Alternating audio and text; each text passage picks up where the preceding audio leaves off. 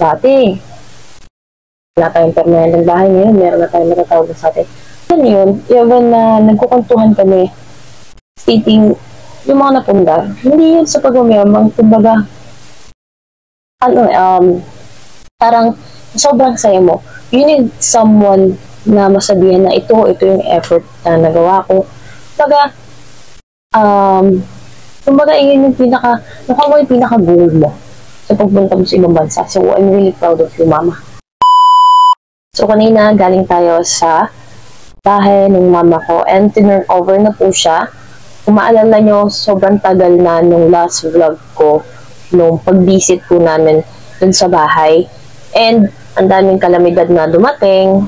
So, 2 beses siya binaha. And good thing is, tinurn over na siya.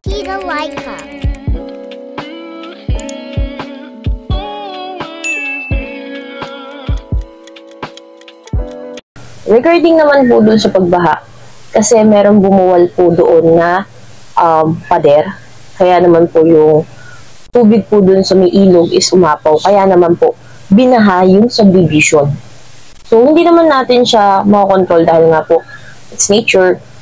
Pero hanggang ngayon kasi hindi pa rin po inaayos ng local government. But still, good thing na lang talaga is, meron po siyang second floor. Plus the fact na turn over na rin po siya. Sobrang tagal na rin po kasi niya and dapat po ito-turn over to last July. So, during that day is binabagyo kami, nasa Makati kami and hindi kami makaluwas dahil sobrang lakas ng ulan and baha po talaga sa lahat ng area. Kaya naman po nagpa-reschedule sana ako for August pero wala naman silang text. So, nag-text lang sila ng mga nakaraang araw and na-turn over po siya kanina. So, chinek naman namin, upon checking po kasi, once na turn over na sa inyong bahay, yung mga nilista nyo gusto nyo ipagawa, pwede nyo i-check kung ginawa ba talaga nila, or kaya naman po is, meron kayong mga part ng bahay ninyo na gusto nyo pang ipaayos dun sa engineering department. Which is, may mga nakita kaming konting mga dents, yung mga alam naman nating madaling ayusin. And, kung sakali man po na sabihin pa namin may ganito, may problema pa ganyan, ipapalitan naman din po namin, alam mo yun, mas mapapatagal pa po. Kaya naman po, kapag-decide kami ng papa ko na kung ano man po yung nakita namin na dapat ayusin, babaguhin naman din po namin. So, we don't have to see it to engineering naman po.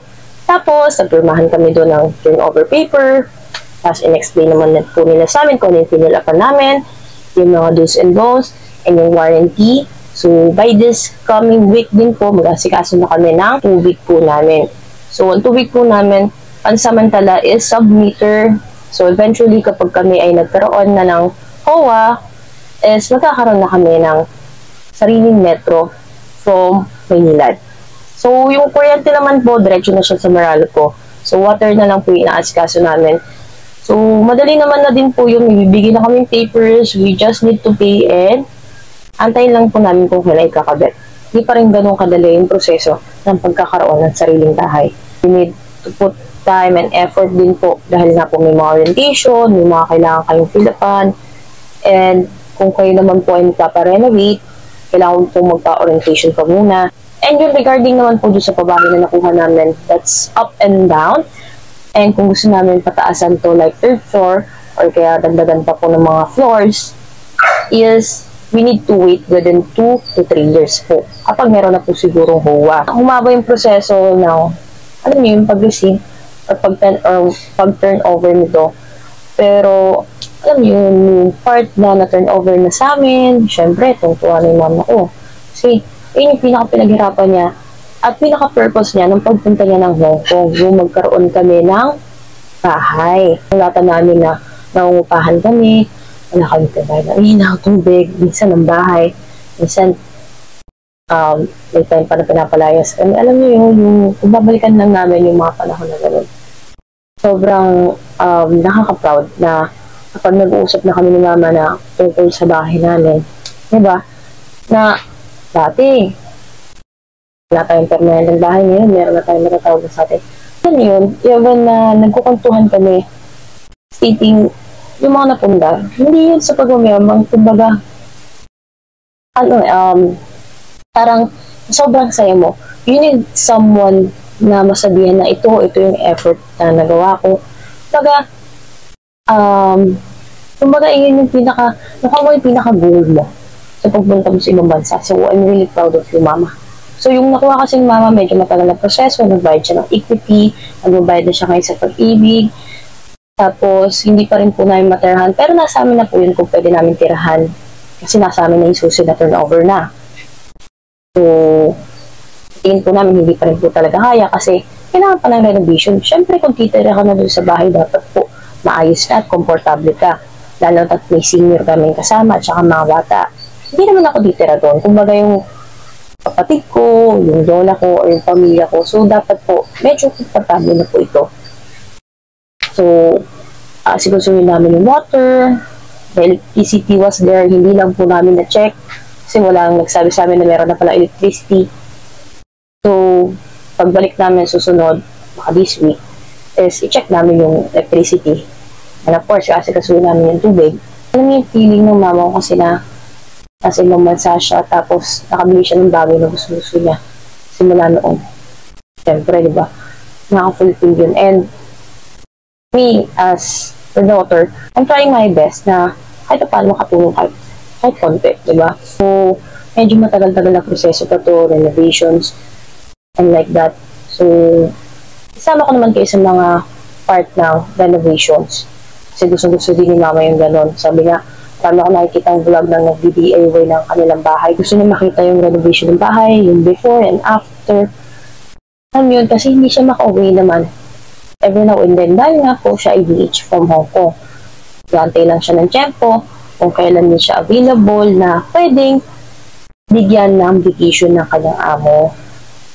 So, habang nandun siya sa ibang bansa, at kung sakali mag-start pa kami na renovation, ay mag-vlog din po tayo. Malay nyo on my vlog, may isipan yung gayahin din po ito, or kaya, ay, pwede rin pala ito sa bahay ko. So, malay natin, baka magustuhan niyo po din kung ano man po ilalagay natin sa bahay ng mama ko.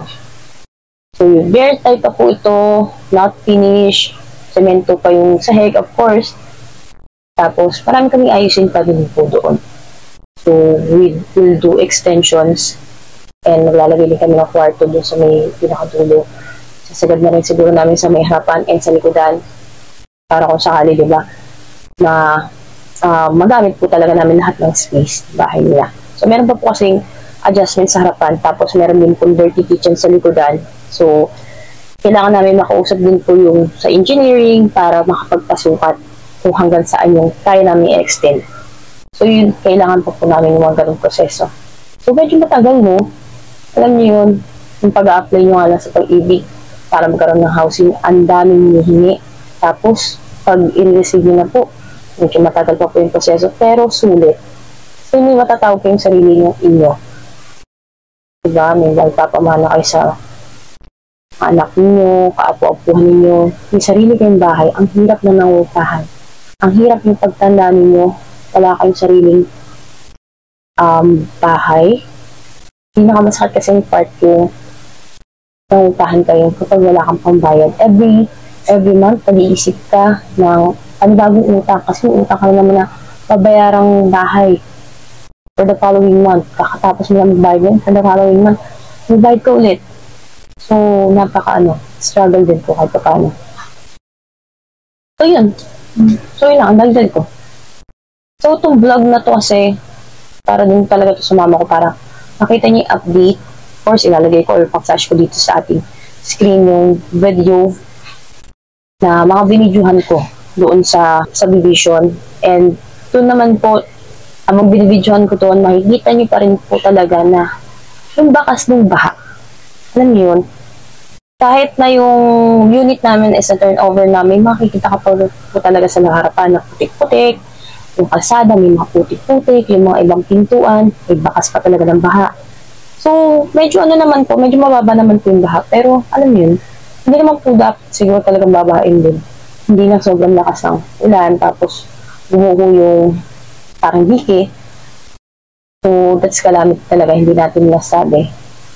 So, kung sakali man po talaga na bahain ulit, at least, meron pa yung second floor, or meron silang second floor doon. So, ano talaga na part is kapag nandun kayo sa mga hindi sure na lugar, alam yung binabaha, lumikas kayo, di ba? Hindi na kayo mag-aantay na halos hanggang dito na tsaka kayo likas. Di ba? So, dapat din po talaga maging ano rin tayo. Ihira nga lang po yung ulan, pero dapat kung alam mo yung lugar na binabaha ka, dapat maging alert ka. So, we really need to secure the safety po ng every person na nandun. So, yun, for my mama, you just need to wait. So, dito naman kami nagbago para sikasuhin yung bahay mo. And regarding on your renovation of your house, you really need to talk to Papa para kung naman gusto mong update or what. Okay, sakali man naman nagkasundo kayo, syempre, nasa desisyon niyo kailan tayo magpaparenovate. Ano na, sa inyo, desisyon niyo yan.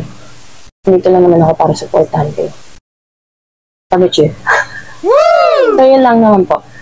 Sa mga gusto rin pong, alam yan, sa mga gusto naman din po ng medyo mas mabilis sa proseso para magkabahay, kumuha kayo ng mga pasalo, kagaya nung nangyari sa akin. Pero, malaking halaga ang kailangan ninyo. Hindi ito maglalagay lang kayo ng down payment and you would pay equity monthly. Dito po, kapag pasalo, syempre, kailangan malaking halaga. Depende po sa amount ng pagbebentahan ng may-ari. And, ang hirap nakahanap ng mga pasalo ngayon, lalo ng magandang area. Itong nakuha ko, even though row house to, hindi ito binabaha. Diba? Ang pinaka-ano lang dito, ang dahil ko lang sinasabi nun is sobrang init niya. Good thing nakapag-pa-extend kami sa harapan and nakapag-pa-aircon kami. Pero kung hindi pa po kami nakapag-aircon, nakapag-extend sa harapan, sobrang init. Parang nasa disyerto kami. So yun naman. Sobrang daldal ko, diba? So nakikita niyo naman po na ang dami kong mga parcel po dyan. So mag-unboxing po muna ako. So yun lamang po. Susunod na vlog naman po natin baka about renovation na po ito. So in-update ko lang din po kayo at in-update ko lang din po ang mama ko. So yun na po. Thank you for watching and see you on our next vlog. Bye! Thanks for watching. Share. Don't forget to like, comment, and subscribe. See you next vlog.